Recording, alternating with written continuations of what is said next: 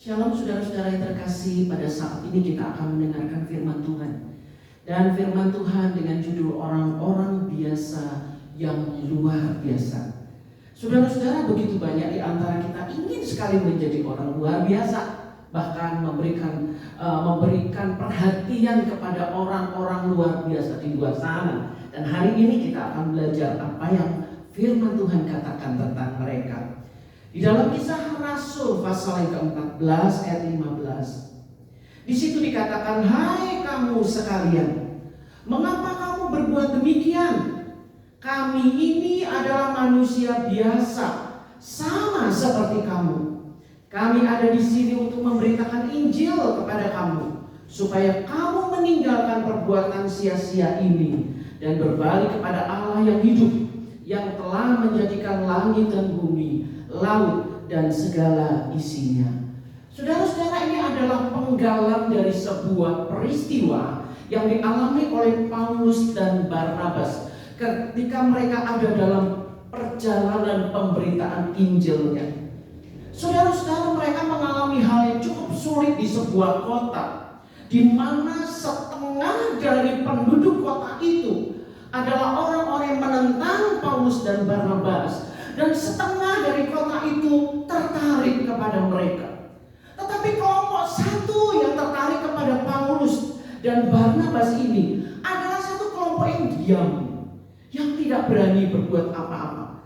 Sedangkan kelompok satu yang setengahnya yang begitu menentang Paulus dan Barnabas dan pemberitaan mereka, begitu beringas dengan sikap-sikap mereka. Dan bahkan mereka menunjukkan sikap untuk menyiksa Paulus, mengejar Barnabas. Mereka menunjukkan cara-cara yang tidak biasa. Dan jelas, mari kita membayangkan bagaimana caranya mereka mengejar Paulus dan Barnabas. Mereka lari ke satu rumah, dikejar ke sana. Mereka menuju ke satu kampung, dikejar di sana. Dan kata-kata atau perilaku menyiksa itu menunjukkan bahwa mereka menekan sedemikian rupa Paulus dengan Barnabas sehingga mereka mengalami penderitaan. Mereka lari ke satu kota yang namanya Listra. Mereka lari di sana karena tidak terlalu jauh kota itu, dan mereka lari. Dan ketika mereka lari di sana, sementara Paulus dan Barnabas menceritakan tentang Tuhan, Roh Kudus bekerja. Lalu Paulus melihat ada orang lumpuh. Orang lumpuh yang lumpuh sejak dia dilahirkan. Lalu Paulus melihat bahwa orang ini memiliki iman. Dan kemudian Paulus berdoa dalam nama Tuhan Yesus, "Bangkitlah engkau." Dan orang itu segera bangkit. Dan orang lumpuh itu berjalan. Apa yang terjadi di kota itu, saudara-saudara? Semua kota itu berkumpul karena melihat mujizat. Dan kemudian mereka mulai mengarah Paulus dan Barnabas. Maka mereka mulai mengatakan mereka adalah anak-anak dewa. Dan mereka mau menyembah Paulus dan Barnabas. Ketika mereka melakukan bagian itu, saudara, mari bayangkan, di satu kota mereka ditolak dan disiksa luar biasa. Tetapi ketika mereka lari ke Listra, mereka dianggap bagaikan pangeran dan bahkan bagaikan dewa. Tetapi Paulus dan Barnabas bersikap dengan benar. Mereka melarang orang-orang di kota itu menyembah mereka dan mengatakan, "Engkau tidak boleh menyembah kami karena kami manusia biasa." Tetapi ada Allah yang luar biasa. Dan ketika mereka melakukan hal itu, datanglah orang-orang dari kota sebelumnya dan mulai menghasut orang-orang di Listra. Dan akhirnya orang-orang yang tadinya memberikan bunga, yang tadinya memberikan pujian, yang tadinya mengikut dengan mengalu-alukan, sekarang berbalik. Kemudian mereka begitu membenci Paulus dan Barnabas. Dan Paulus dan Barnabas mulai dikejar-kejar oleh penduduk Listra. Bahkan ayat firman Tuhan mengatakan, seperti Paulus ini mati. Beberapa ahli mengatakan bahwa kemungkinan memang Paulus meninggal. Ada yang mengatakan dia nyaris meninggal. Ada yang bilang bahwa Paulus mati suri tetapi kemudian dibangkitkan lagi. Bagaimanapun ceritanya, artinya penderitaan itu telah sampai kepada mendekat kematian. Apa mereka kecewa kepada Tuhan? Tidak. Apakah mereka lari menjauh dari iman? Tidak.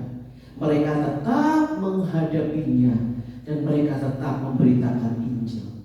Saudara-saudara, orang benar dan orang dunia sama-sama punya masalah. Tetapi orang benar mereka menghadapi masalah supaya mereka makin bersinar, makin dewasa, makin kuat. Lalu orang yang bersinar ini semakin cemerlang. Orang dunia menghadapi masalah, mereka semakin terpuruk, makin gelap, makin hancur, makin putus asa. Dan orang benar yang telah bersinar terang lewat masalah kemudian akan menerangi orang-orang yang ada dalam gelap ini dan memberikan harapan bahwa kalau saya bisa bersama dengan Tuhan, maka engkau juga bisa. Saudara-saudara, kita memang menghadapi masa-masa sulit ini, saudara-saudara, berkaitan dengan COVID. Tetapi mari saya mau saudara paham ini. Ada beberapa orang dengan kalimat-kalimat yang harus hati-hati untuk bisa diterima, diterjemahkan. Orang kalimat ini harus hati-hati dengan kalimat begini. Puji Tuhan, Tuhan meluputkan saya dari COVID. Saudara-saudara, Tuhan meluputkan kita dari COVID. Semua dunia ini tidak ada yang luput dari COVID. Kita mengalami masa-masa yang berat. Dan sebenarnya kita menolak namanya penderitaan. Reaksi manusia semua menolak namanya masalah, penderitaan. Tetapi jangan sampai kita menganggap bahwa orang-orang yang mengalami sakit COVID itu berarti orang-orang yang tidak mengalami berkat Tuhan. Jangan sampai kita menilai bahwa orang-orang yang meninggal karena COVID adalah orang-orang dalam golongan tertentu yang kurang menerima anugerah Tuhan. Itu pandangan yang sangat salah. Itu pandangan yang sangat salah. Saudara-saudara benar, beberapa di antara anak-anak Tuhan sekarang mengalami sakit penyakit bahkan meninggal karena sakit COVID. Dan kemudian saudara berkata, puji Tuhan, karena saya percaya kepada Tuhan, Tuhan telah meluputkan saya dari COVID. Saya akan beritahu kepada saudara, akan ada masa yang lebih berat. Dan akan ada pandemi-pandemi yang lebih mengerikan. Dan akan terjadi bencana-bencana yang lebih mengerikan. Kematian-kematian yang lebih menakutkan. Itu kata Alkitab. Lalu jika masa itu terjadi, jika kita mengalami, saya berdoa itu tidak terjadi. Tetapi ya, kita berharap semua secara manusia kita menghindari hal-hal namanya bencana, kesulitan, penderitaan. Tetapi jika Tuhan mengizinkan, kemudian kita mengalami bencana alam yang mengerikan, kita mengalami peristiwa-peristiwa yang menakutkan, maka kemudian kita akan bilang begini, waduh, orang yang dulu mati karena COVID lebih enak ya daripada kita sekarang. Jadi hati-hati bicara dengan kata, puji Tuhan saya diluputkan dari COVID. Hati-hati saudara. Kita tidak tahu apa yang terjadi, bencana apa yang akan terjadi, pandemi yang lebih mengerikan, karena dunia ini akan semakin mengerikan, bukan semakin baik, kata firman Tuhan. Jadi mereka yang meninggal karena COVID itu mereka punya anugerah yang luar biasa untuk berjumpa dengan Tuhan lebih cepat daripada kita. Mereka yang menderita saat ini dalam sakit COVID, mereka punya anugerah yang luar biasa untuk tidak bertemu dengan yang lainnya, hanya bertemu dengan Tuhan ketika mereka sedang lemah. Dan kita punya anugerahnya sendiri. Jika nanti kita menghadapi masalah-masalah yang lebih berat daripada COVID, kita akan punya anugerahnya sendiri. Masalah membuat orang benar makin dewasa, makin bijak dan makin kuat. Apakah masalah akan mendewasakan kita? Belum tentu. Banyak orang kepahitan, banyak orang sakit hati karena masalah, banyak orang meninggalkan Tuhan kecewa dan negatif. Jadi bukan masalah yang mendewasakan kita, tapi tanggapan kita terhadap masalah itu yang mendewasakan kita. Jadi kunci dari bagaimana kita hidup dan menjadi saksi, menjadi terang, menjadi garam adalah bagaimana kita memberi tanggapan terhadap hidup ini. Jadi yang harus memberi tanggapan yang benar siapa? Saya atau orang itu? Saya. Jadi yang harus memberi tanggapan yang benar siapa? Kita atau dia? Kita. Jadi stop. Jangan menuntut orang lain untuk berubah. Kita sendiri yang harus berubah. Karena kunci perubahan adalah bagaimana kita berubah sampai orang-orang di sekitar kita terpengaruh oleh perubahan kita dan mereka ikut berubah. Bukan kita sibuk merubah orang sampai orang menjadi terintimidasi. Jadi ada 3 hal saudara. Sadar. 1. Sadar. Hanya ada 2 hal. Mau punya tanggapan yang benar atau mau punya tanggapan yang salah. Tanggapan yang salah itu akan menimbulkan banyak masalah. Dijahati balas jahat, disakiti balas menyakiti. Tuhan tidak disenangkan dengan tanggapan demikian, apapun alasannya. Tolong sebutkan 10 keuntungan dari kepahitan. Tolong sebutkan 10 keuntungan minimal dari kepahitan. Ada orang yang bilang gini, ya saya lebih lega. Benar, itu disebut sebagai kelegaan. Saya tidak percaya. Orang pahit biasanya akan penuh dengan rasa bersalah, penuh dengan kebimbangan, penuh dengan niat-niat jahat, penuh dengan pikiran-pikiran negatif, dan itu melelahkan. Biar dia ngerti, biar dia tahu, apa benar dia bakal ngerti, apa benar dia tahu, atau malah semakin menjadi. Saudara-saudara, kepahitan tidak pernah mendatangkan hal yang baik satupun, tidak. Jadi mari kita sadar, oh kemarin saya sudah menanggapi dengan cara-cara yang salah, saya sudah berkata-kata salah, hati saya penuh dengan yang salah. Sadar. Kalau sudah sadar, yang kedua, buat pilihan. Sekarang saya akan memilih, saya mau begini atau mau berubah. Buat pilihan, saudara. Saya mau memilih untuk sekarang menanggapi dengan benar. Yang ketiga, ambil keputusan. Mulai ambil keputusan, baik saya akan mengambil keputusan yang benar atas semua keadaan. Saudara-saudara, begitu banyak para motivator, begitu banyak buku-buku motivasi, begitu banyak pesan-pesan di media tentang motivasi. Itu baik. Buku-buku motivasi mendorong kita untuk positif, tapi firman Tuhan memerdekakan kita. Buku-buku motivasi tidak membebaskan kita, hanya membuat kita positif. Tapi firman Allah itu memerdekakan kita dari kelemahan kita, memerdekakan kita dari ikatan dosa. Karena firman Allah itu punya kuasa untuk membebaskan. Jadi kita tidak lagi diikat oleh kelemahan jika kita hidup terus di dalam firman Tuhan. Di dalam Lukas 14 ayat 27, barang siapa tidak memikul salibnya dan mengikut aku, ia tidak dapat menjadi muridku.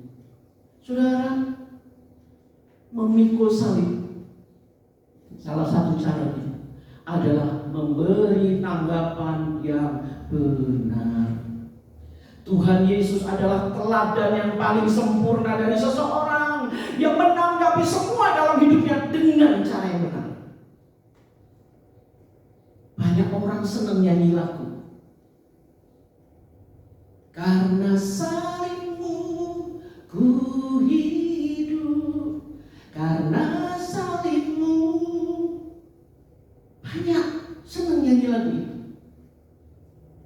Tapi untuk memikul salib benar-benar memberi tanggapan yang benar, sedikit orang.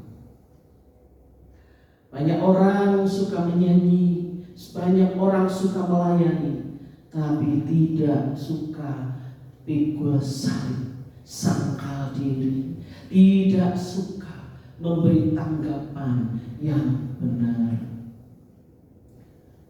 Saudara, sangkal diri dan pikul salib itu erat hubungannya dengan penderitaan.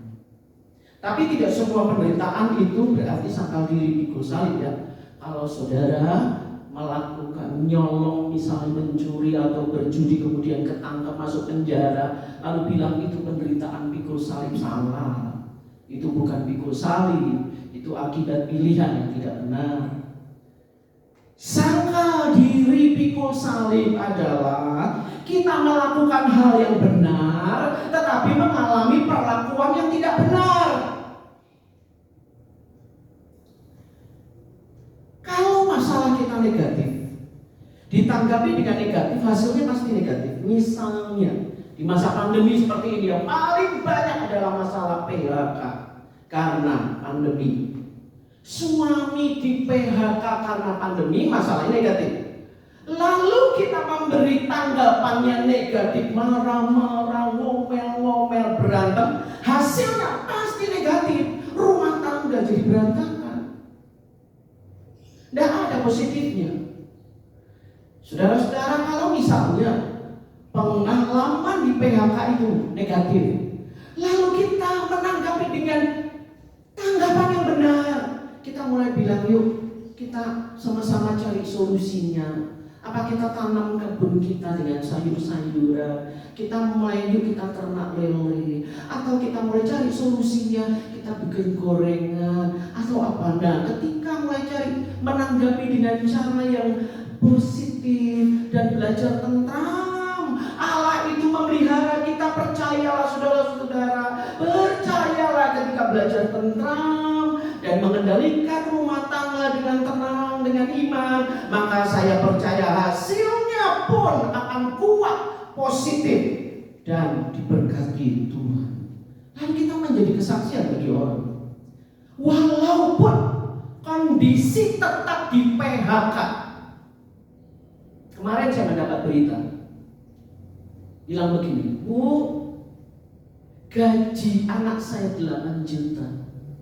Sekarang jadi 800.000.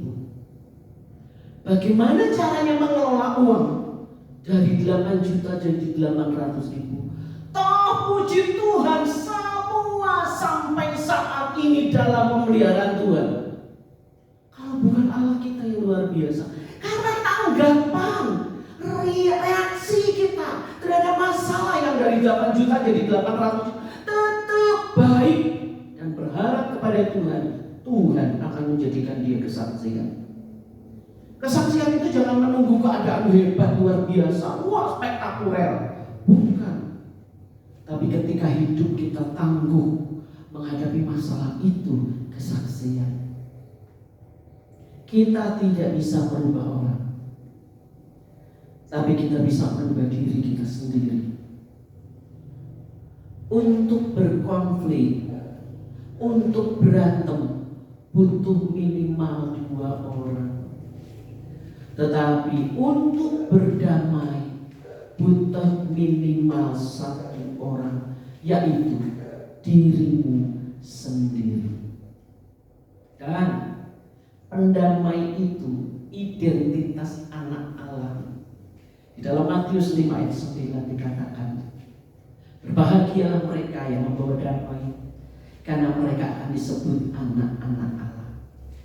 Pendamai itu identitas anak Allah. Minta kepada Tuhan hikmat, Tuhan berikan saya hati damai, menanggapi segala sesuatu dengan cara benar, menanggapi dengan kasih. Tapi jangan kasih yang hambar. Jangan. Kasih akan menjadi hambar, kasih akan menjadi dingin. Belajar untuk memiliki cara-cara yang kreatif untuk menunjukkan kasih. Ada 4 hal yang harus dirubah. 2 hal tidak terlihat, tetapi 2 hal ini menggerakkan yang terlihat. Yang pertama, pikiran yang benar. Mau perilaku kita benar, nomor 1 dimulai dengan pikiran yang benar. Kalau saya sudah suka warna putih, buat saya warna hijau itu gak bagus. Mau orang bilang Bu Rosi warna hijau itu bagus kok, bagus banget, saya gak akan bilang warna hijau bagus, karena saya suka warna putih. Kenapa? Karena konsep dalam pikiran saya yang terbaik adalah putih. Itu konsep.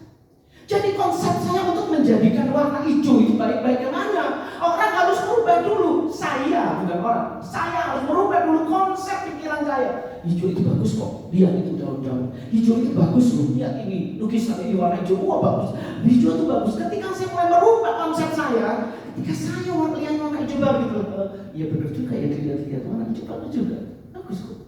Bukan hanya putih ternyata ya, konsep. Mau perilaku kita benar dimulai dari pikiran.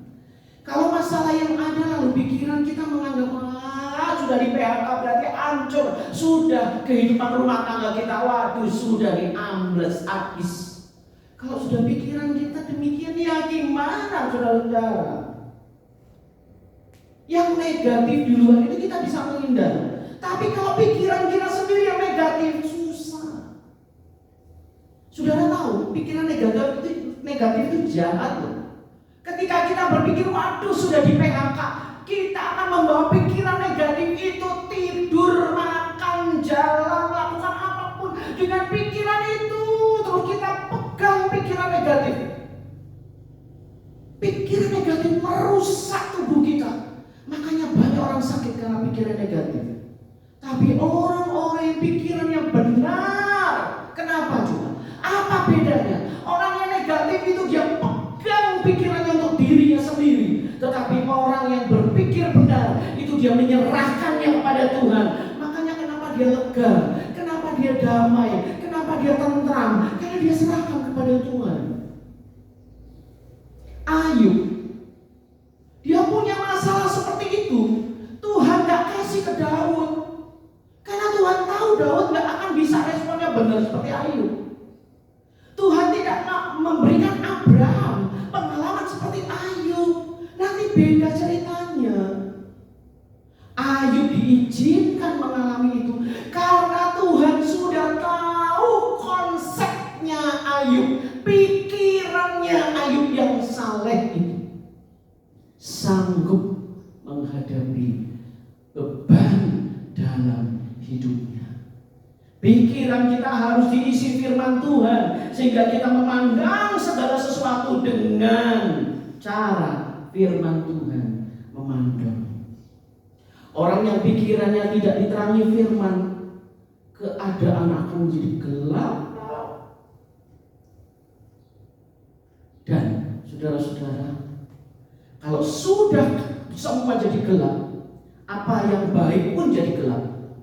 Istri baik dilihat seperti orang kampung, kurang gaya, kurang kinclong. Suami baik dilihat seperti kakek-kakek, kuno, kurang romantis. Anak baik dilihat dibanding-bandingin sama anak tetangga. Dan kita mulai mencela anak-anak kita. Lihat dong, seperti anaknya om itu, om ini, lihat. TV masih baik, dilihat kurang tipis, kurang bening. Bukan masalah TV-nya, tapi kita sibuk dengan handphone kita masing-masing di rumah. Pikiran kita itu penting. Matius 6 ayat 23, jika matamu jahat, gelaplah seluruh tubuhmu. Jika matamu terang, teranglah seluruh tubuhmu. Mata itu maksudnya pengertian, pikiran. Dari pikiran lari ke perkataan, dari pikiran lari ke perbuatan. Jadi penting disinari oleh firman Tuhan. Jangan kita dikendalikan oleh pikiran kita, tetapi pikiran kita harus dikendalikan oleh Roh Kudus. Kalau pikiran kita dimenangkan oleh Kristus, maka kita akan mengenal Tuhan dengan benar. Saudara, kata Tuhan bilang, jangan khawatir. Jangan khawatir apa yang kau makan, minum, pakai. Jangan khawatir, semua itu dipikirkan oleh bangsa-bangsa. Tapi Bapamu di surga memelihara. Orang yang khawatir kurang kenal Tuhan sebagai Bapa. Yang kedua, tanggapan hati yang benar. Amsal 4 ayat 23, jagalah hatimu dengan segala kewaspadaan, karena dari situlah terpancar kehidupan. Kalau hati kita tidak dijaga, dari situ banyak masalah, penyakit hati, sakit hati, pahit hati, tinggi hati, luka hati, panas hati, bimbang hati, mendua hati, capek hati. Kalau kita tidak menguasai hati kita, saudara-saudara, kalau kita sudah baik dengan orang tapi ditanggapi dengan yang jahat, kita nggak bisa ngatur sikap orang, ya. Tanggapi dengan hatimu yang benar di hadapan Tuhan. Lihat kamu kurang baik apa? Perang dia yang pimpin, musuh-musuh datang, wah berani mati dia. Apapun dihadapi oleh Daud, menghibur Saul, iya. Saul kesetanan, diusir sama Daud lewat puji-pujian. Kurang apa Daud? Kemana Saul pergi dia ada di situ. Menjadi jenderal, menjadi orang yang paling menjaga Saul. Tetapi Saul begitu bencinya. Dan Daud, dia menanggapi dengan hati yang jahat? Tidak. Hatinya tetap benar di hadapan Tuhan. Doa Yesus adalah puncak dari semua tanggapan yang benar terhadap kejahatan. Bapa, ampunilah mereka, karena mereka tidak tahu apa yang mereka perbuat. Itu peristiwa salib. Apa benar mereka tidak tahu apa yang mereka perbuat? Ketika para serdadu cambuk Yesus, ketika para serdadu menaruh mahkota duri atau mencucukkan perut Yesus sehingga keluar dari situ air dan darah, apa mereka tidak tahu apa mereka lakukan? Mereka hanya tahu menjalankan tugas. Mereka hanya tahu bahwa masyarakat bilang Yesus adalah penjahat. Mereka tidak tahu benar dan salah. Mereka tidak tahu apa yang mereka lakukan itu kehendak Tuhan atau bukan. Mereka tidak tahu apa yang mereka lakukan itu bernilai kekal atau membuat mereka masuk neraka. Kalau mereka tahu, mereka pasti tidak mau. Kapan mereka tahu? Setelah Yesus bangkit. Gerakan iman Kristen yang dimulai oleh 120 orang, yang diurapi Roh Kudus demikian dengan kuasa. Disinilah banyak pertobatan dari orang-orang yang tidak tahu itu. Bapa, ampunilah mereka, karena mereka tidak tahu apa yang mereka perbuat. Tuhan mengasihi semua jiwa. Dia ingin semua diselamatkan. Jangan kaitkan orang dengan status. Masa orang tua kelakuannya begitu? Masa pembantu gak tahu diri? Kan dia pelayan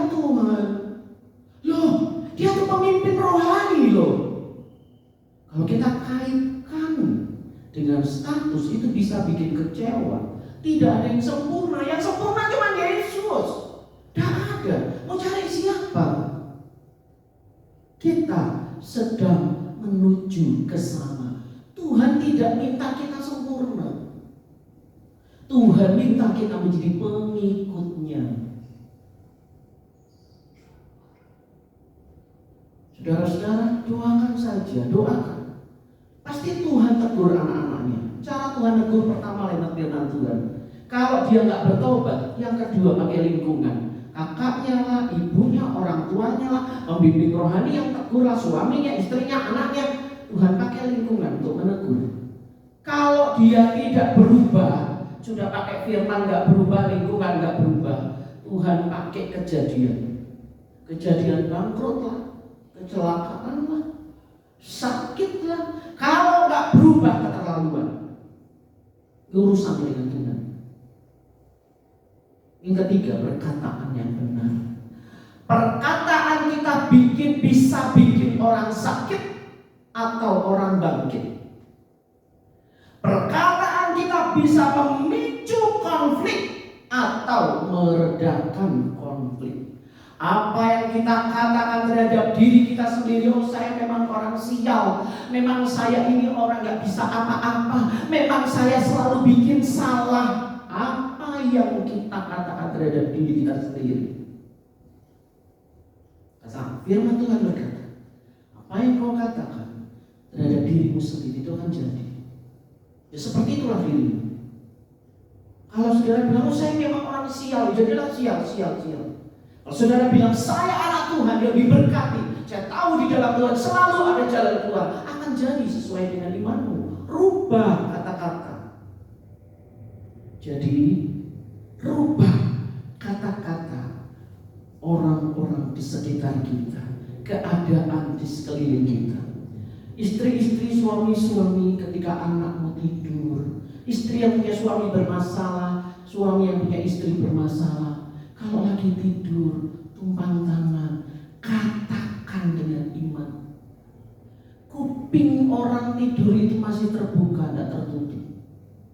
Katakan, suami saya akan menjadi suami yang baik, yang mengasihi Tuhan, diurapi Tuhan, akan menjadi imam yang menyukakan hati Tuhan. Istri saya akan menjadi istri yang penuh dengan hati yang bijak, yang dikuasai oleh Roh Kudus, akan menjadi istri yang mengasihi suami dan anak-anak. Katakan saudara dengan iman.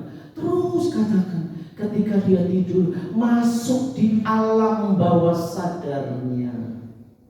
Ketika kita berdoa buat anak Tuhan, anak-anak saya akan diberkati oleh Tuhan, akan menjadi orang yang takut Tuhan, hormat kepada Tuhan, hidupnya selalu nomor satu kan Tuhan. Katakan kata-kata berkat, diberkati Tuhan anak-anakku.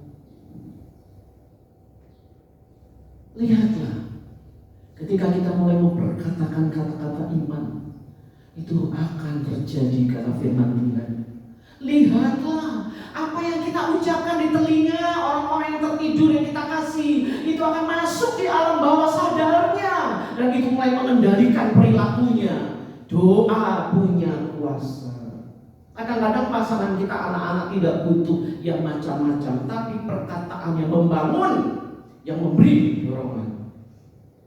1 Petrus 3 ayat 10, siapa yang mau mencintai hidup dan mau melihat hari-hari baik, mau saudara mencintai hidup dan melihat hari-hari baik. Banyak orang bosan hidup, banyak orang pengen mati. Tuhan berkata, siapa mau mencintai hidup, mau melihat hari-hari baik, mau saudara-saudara, bukan hari yang malang, hari yang penuh penderitaan, enggak, lihat hari-hari baik. Ia harus, kata Tuhan, harus, enggak bisa, harus milih, menjaga lidahnya terhadap yang jahat dan bibirnya terhadap ucapan-ucapan yang menipu. 2 hal ini, perkataan jahat dan nipu. 2. Kalau kita jaga itu, firman Allah tidak pernah salah. Engkau akan melihat hari-hari baik. Ya, katakan ya. Tidak, katakan tidak. yang lainnya berasal dari si jahat. Begitu banyak bencana peperangan terjadi gara-gara orang salah ngomong. Tetapi juga ada peristiwa-peristiwa di mana konflik besar didamaikan karena perkataan. Jadi saudara-saudara, pikiran dan hati yang benar itu menjadi kendali dari perkataan, dan yang keempat sekarang adalah perbuatan. 1 Timotius 4 ayat 12. Jangan seorang pun menganggap engkau rendah karena engkau muda. Jadilah teladan bagi orang-orang percaya dalam perkataanmu, dalam tingkah lakumu, dalam kasihmu, dalam kesetiaanmu, dan dalam kesucianmu. Jadilah teladan. Jadi teladan itu bukan nunjuk. Begini ya, begitu ya, harusnya begini. Nih harusnya begini, harus begini, bukan. Jadi teladan adalah, yuk mari saya tunjukkan, dan modelnya adalah kita.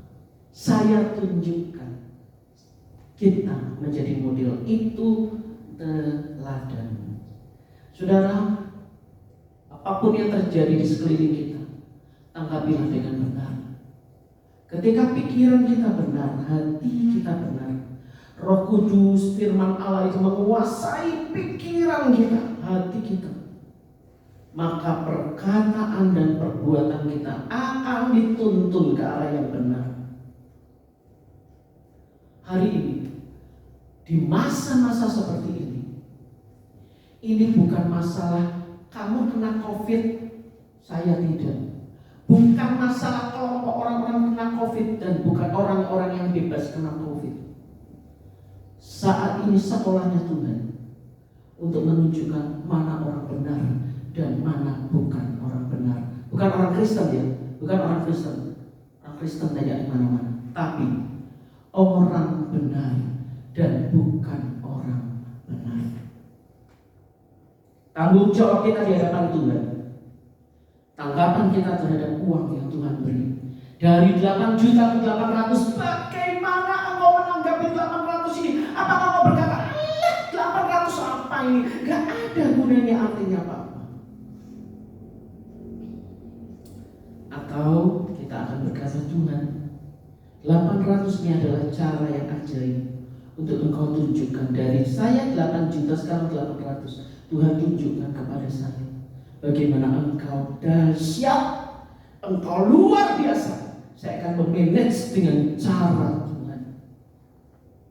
Tanggapan kita yang benar terhadap waktu.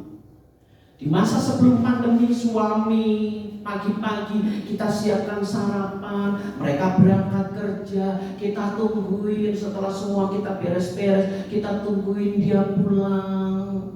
Sore-sore kita siapkan makan, ngobrol sebentar depan TV, tidur. Sekarang beda.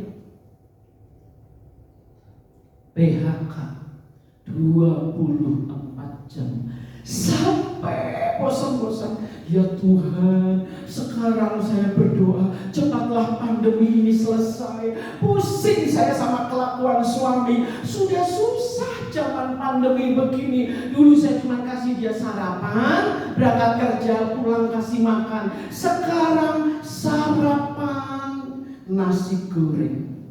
Berapa jam lagi minta pisang goreng. Berapa jam lagi cari snack, minta bikin kopi, lalu makan siang, lalu setelah itu cari kacang goreng. Aduh Tuhan, pakai celana pendek singlet, keluar ke halaman. Aduh, dulu sebelum pandemi dia bawa tas pergi ke kantor, keren. Sekarang kelihatan pakai sarung, pakai singlet. Aduh, kelakuan seperti begini. Dan Tuhan mau kita belajar menghormati waktu bersama-sama dengan orang-orang di sekitar kita. Waktu zaman awal-awal pandemi saya dengar ibu-ibu bilang begini, aduh ya, saya tuh lebih mending anak-anak sekolah. Anak-anak jangan sakit hati ya, anak-anak ya, kasihan kalian ya. ini omongan antar mama-mama. Bilang, aduh bu, mendingan anak-anak saya sekolah. Kenapa? Aduh bengkak saya. Anak sekarang jajan melulu sejak gak sekolah. Dikit-dikit jajan, mami jajan, pergi beli ini beli itu. Aduh bengkak pengeluaran. Saudara, ini adalah waktu. Karena kita gak pernah tahu. Tiba-tiba Tuhan panggil orang lain. Tiba-tiba Tuhan panggil orang yang kita kasihi. Kalau ibu yang bilang begitu, lalu Tuhan panggil anaknya, dia akan bilang, Tuhan saya nyesel, saya ngomong begitu. Kalau dia masih hidup, saya rela beli jajan untuk dia. Saya rela kalau saya masih punya uang, saya akan kasih supaya dia bisa makan dan tetap bertumbuh dengan kami. Hormati waktu. Tanggapan kita terhadap firman Tuhan. Sudah dengar firman Tuhan, apa yang kita lakukan? Sudah dengar di YouTube, dengar di TikTok, dengar di manapun, banyak-banyak, tapi stop. Jangan kebanyakan. Lakukan atau tidak? Lakukan. Hanya dengar satu, tetapi melakukan sungguh-sungguh jauh lebih berharga daripada saudara dengar 10 tetapi tidak lakukan apa-apa. Hormati setiap keadaan sekitar kita. Hormati penderitaan yang kita alami, karena Tuhan mau lihat tanggapan kita terhadap segala sesuatu. Lihat, orang-orang benar adalah orang-orang biasa yang tanggapannya benar atas apa yang terjadi dalam hidup mereka. Dan kemudian apa yang Tuhan lakukan untuk mereka? Tuhan memberikan mereka kemuliaan. Tuhan menganugerahkan kepada mereka kemenangan, kehormatan, berkat, dan kemurahannya. Mereka disebut sebagai orang benar. Bertobat, terima Tuhan, itu terjadi sekali dalam hidup kita. Tetapi bertobat dari tanggapan-tanggapan kita yang salah dalam segala bidang, itu terjadi setiap hari. Tuhan menolong kita supaya kita menjadi orang biasa yang menjadi orang benar. Mari kita berdoa. Bapa di dalam surga, dalam nama Tuhan Yesus, terima kasih Tuhan untuk kebenaran firman-Mu. Apa yang saat ini kami alami, kami mau menenteramkan pikiran kami, hati kami dalam kendali Roh Kudus, supaya dari sana terpancar kata-kata yang benar dan perilaku yang benar. Tuhan, tolong saya mau memilih untuk melakukan yang benar, dan mulai sekarang dengan pertolongan Roh Kudus saya sadar Tuhan bahwa apa yang saya lakukan dulu saya salah. Sekarang saya membutuhkan terang daripada firman-Mu dan Roh Kudus yang menerangi jalan saya. Di dalam nama Tuhan Yesus, saya menyerahkan hidup saya. Masalah, penderitaan, kejadian-kejadian tidak akan mempengaruhi iman saya. Saya akan bertanggapan dan bereaksi yang benar terhadap semuanya di dalam Tuhan. Di dalam nama Tuhan Yesus kami berdoa. Terpujilah Allah. Haleluya. Amin. Tuhan memberkati.